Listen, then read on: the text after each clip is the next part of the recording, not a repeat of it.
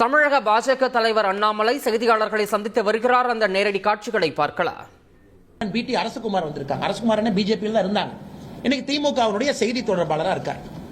அவர் நடத்தக்கூடிய விழாவில் அமைச்சர் அன்பில் மகேஷ் பொய்யாமொழி அண்ணன் அந்த விழாவுக்கு போறார். மாநில அரசு கொடுத்திருக்கக்கூடிய செய்தி குறிப்பில் மிக தெளிவாக சொல்லி இருக்கின்றார்கள். 500 அரசு பள்ளிகளை நாங்க தத்தெடுப்போம் என்கிற வார்த்தையை பயன்படுத்தி இருக்கிறாங்க. அரசு வெளியிட்டிருக்கக்கூடிய செய்தி குறிப்பு. அந்த 500 பள்ளிகளுக்கு நாங்க CSR ஃபண்ட் கொடுப்போம். நான் திமுக தெரியாம கேட்கிறேன். 44,672 கோடி ரூபாய் எஜுகேஷன் டிபார்ட்மெண்ட் பட்ஜெட், 44,672 crore. உங்களுடைய தேர்தல் அறிக்கையில சொல்லியிருக்கிறீங்க 10,000 பள்ளிகள், சிதிலமடைஞ்ச பள்ளிகளை நாங்க கட்ட போறோம். தேர்தல் அறிக்கையில சொல்லித்தான் வாக்குறுதி கொடுத்து நீங்க வந்திருக்கிறீங்க. பள்ளிகள் கட்டுறது கிடையாது, எல்லா பில்டிங் ஒழுகுது. ஏன் இன்டர்நெட் பில்லு கூட கட்ட முடியல. இன்னைக்கு அரசு பள்ளிகளை தாரை வார்த்து கொடுக்கக்கூடிய முழு நேர வேலையில் இறங்கியிருக்காங்க. சரி, இன்னைக்கு ஒரு விளக்கம் கொடுத்துறாங்க. இல்ல அமைச்சர் அப்படி சொல்லல, செய்தி குறிப்பில் தான் தப்பா போட்டாங்க. நாங்க தத்தெடுத்துன்னு சொல்ல எடுத்துன்னு தான் சொன்னோம், செய்தி குறிப்பில் தத்தெடுத்துன்னு போட்டாங்க. ஒருவேளை உங்களுடைய லாஜிக்கை எடுத்துக்கிட்டா கூட தனியார் பள்ளிகள் எதுக்கு உங்களுக்கு CSR கொடுக்கணும்?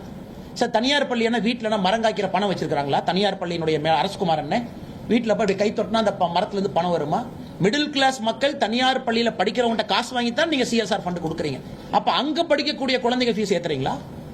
பட்ஜெட் இருக்கு, டாக்ஸ் போடுறீங்க, எல்லாரும் வரி கட்டுறோம். 44,000 கோடி ரூபாய் பட்ஜெட் இருக்கு. நீங்கள் செய்ய வேண்டிய வேலையை தனியார் பள்ளிகளுக்கு ஏன் தார வார்த்து கொடுக்குறீங்க? தனியார் பள்ளிகளுடைய வேலை என்ன? கல்வி கொடுப்பது. தனியார் பள்ளிகளுடைய வேலை அரசு பள்ளியில கல்வி கொடுப்பது அவங்க வேலை கிடையாது. ஆனால் அன்பில் மகேஷ் பொய்யாமொழி அவர்கள் ஒரு விஷயத்தை புரிஞ்சுக்கணும். தனியார் பள்ளிகள் CSR, அதான கார்பரேட் கம்பெனிங்களானே. ஒரு கம்பெனி, ஒரு ரிலையன்ஸோ, ஒரு டாட்டாவோ, ஒரு அதானியோ CSR நம்ம பார்த்திருக்கோம். நிறைய சம்பாதிக்கிறாங்க, பொதுமக்களுக்கு கொடுக்கட்டும். இன்னைக்கு தனியார் பள்ளி மக்கள்கிட்ட காசு வாங்கி, ஃபீஸ் வாங்கி அந்த CSR அதுக்கு நான் தனியார் பள்ளியை ரெக்வெஸ்ட் பண்றேன். நீங்க CSR கொடுக்கறதுக்கு தனியார் பள்ளியில படிக்கிற குழந்தைகளுடைய ஃபீஸை கொஞ்சம் குறைங்கன்னு நான் கேட்கிறேன். அண்ணன் பிடி அரசகுமாராக இருக்கட்டும், தமிழகத்தில் நடக்கக்கூடிய நிறைய தனியார் பள்ளிகள் அமைப்பாக இருக்கட்டும், நீங்க CSR கொடுக்காதீங்க. அரசு வேலை அவங்க செய்வாங்க. அது நீங்க தயவு செஞ்சு மிடில் கிளாஸ் குழந்தைங்க தனியார் பள்ளியில படிச்சாங்கன்னா அவங்க ஃபீஸை குறைங்க. இது அன்பில் மகேஷ் பொய்யாமொழி அவர்கள் செய்ய வேண்டிய வேலையை நீங்க எதுக்கு செய்றீங்க? 10,000 பள்ளிகளை சிதிலமடைஞ்சிருக்கக்கூடிய பள்ளிகளை நாங்க சரி பண்றோம்னு சொல்லியிருக்காங்க. அதை திமுக அரசு சரி பண்ணணும், வெள்ளை அறிக்கை கொடுக்கணும். எத்தனை பள்ளிகளை சரி பண்ணியிருக்கிறாங்க, எத்தனை பள்ளிக்குள்ள மரம் இருக்கு, மழை பெஞ்சா எவ்வளவு உழுவுது, எத்தனை இடத்துல ஓடு ஓட்டையா இருக்கு, எத்தனை ஆசிரியர்கள் இருக்கிறாங்க, எதுவுமே செய்யாம ஒரு திமுக கட்சி நிர்வாகி நடத்தக்கூடிய ஒரு மேடைக்கு போய் எல்லாம் பேசிட்டு அதன் பிறகு பிரச்சனையான பிறகு இவர்கள் மாற்றி பேசுவது முறையல்ல என்பதையும் கூட தமிழக அரசுக்கு இந்த நேரத்தில் நாங்கள் சுட்டிக்காட்ட விரும்புகின்றோம். அடுத்து மூன்றாவது, நாம நேற்று நம்முடைய பாரத பிரதமர் நரேந்திர மோடி ஐயா புத்தாண்டுல முதல் கேபினெட் மீட்டிங்கை, விவசாயிகளுக்காக ஒரு சிறப்பு கேபினெட் மீட்டிங்கை நேற்று நம்முடைய பிரதமர் அவர்கள் கூட்டியிருந்தார்கள். அதுல குறிப்பா நம்ம DAP விவசாயிகளுக்கு நம்ம கொடுக்கக்கூடிய ஃபர்டிலைசர்ல இருந்து சப்சிடி, அவர்களுக்கு குறிப்பாக ஃபசல் பீமா யோஜனை, கிராப் இன்சூரன்ஸ், விவசாயிகளுக்கு ஒரு ஆண்டும் கூட பயிர் காப்பீடு, அதனுடைய எக்ஸ்டென்ஷன் எல்லாம் கூட நம்முடைய பிரதமர் அவர்கள் 2021 ஜனவரி 1ஆம் தேதி கூட்டப்பட்ட கேபினெட்ல எடுத்த ஒரே முடிவு விவசாயிகளுக்கான முடிவு. நம் அரசு விவசாயிகளோட எப்படி இருக்கும் என்பதை மறுபடியும் நாம் உறுதிப்படுத்தி இருக்கின்றோம். இதை தாண்டி பத்திரிகை நண்பர்கள் கேள்வி இருந்தால் பதில் சொல்றோம்.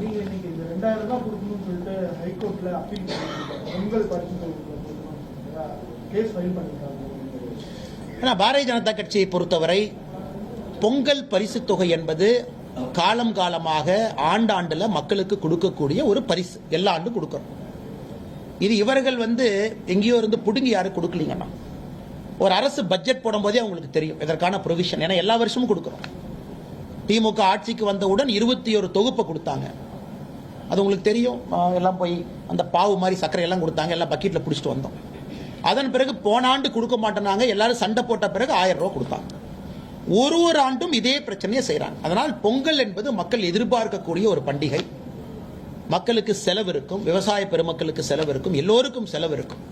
ஆனால் இவங்க பொங்கலுக்கு பரிசு தொகை கொடுக்க வேண்டும். ஏன்னா இது நம்ம இன்னைக்கு நேத்து இல்ல, இவங்களுக்கு நிதிச்சுமை பினான்ஸ் மினிஸ்டர் இன்னைக்கு தான் தெரியுமா. தங்கம் தென்னரசன் எங்க போயிட்டாங்க 6 மாசத்துக்கு முன்னாடி.